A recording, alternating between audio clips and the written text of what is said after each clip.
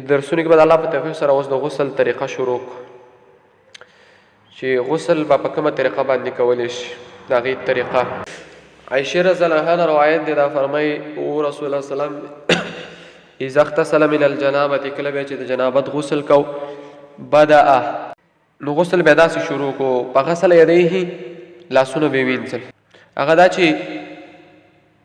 د لوښي نه به اوبه راواړي او لاسونه به پرې وینځي.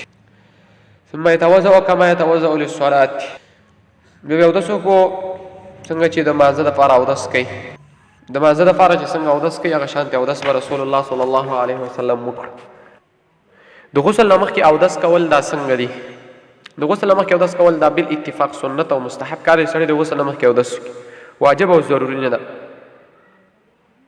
که یو کس بغیر د دې اوداسه نه غسل وکړي نو غسل یې وشو مګر غوروالي او سنت دا دې پاتې شو.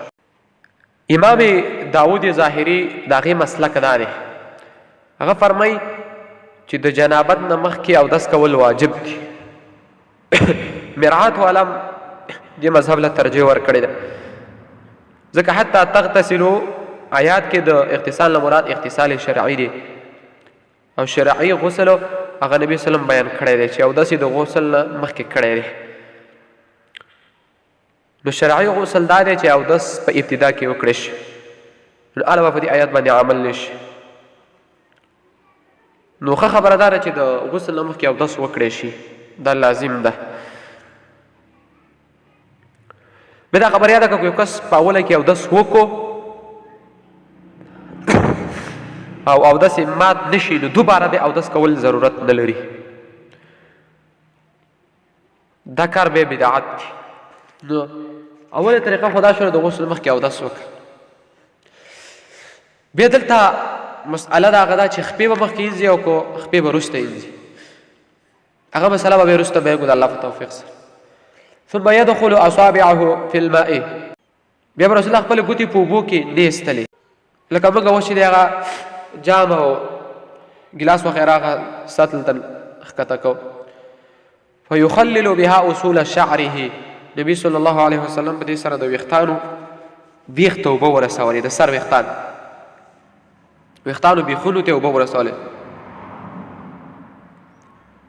ثم يصب على رأسه 3 عرفات بيده بیا 3 لفې رسول الله په سر باندې واچولې. د دې طریقه دا ده ښي طرف نه به یې ونیسي یوه لفه په دې ښي طرف باندې واچوه یوه په منځ باندې واچوه یوه په چپ طرف باندې واچوه خو هغې نه مخکې به اول ویښتانو کې ګوتې وي یخ ته به اوبه ورسي.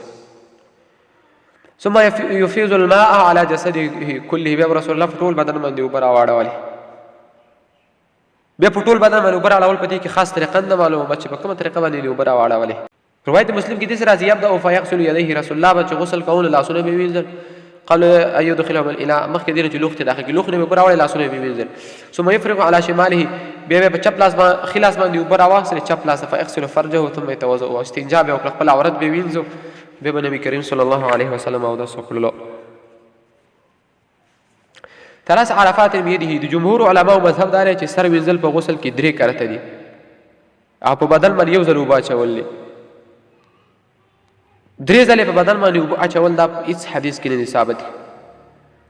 طریقه دا ده چې په سر باندې د 3 ځلې اوبه واچوي په ټول بدن به یو ځل اوبه اړوي.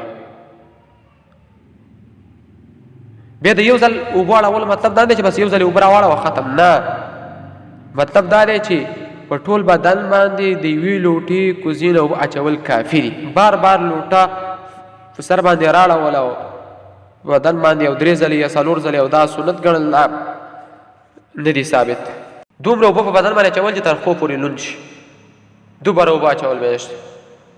بعضې علما فرمایي چې په سر باندې 3 ځله اوبه اچول مستحب دي خو لیکن دا خبره صحیح نه ده. صحیح خبره دا ده چې دا لازم دي. وصلی الله تعالی علی خیر خلقه محمد و آله و صحبه اجمعین.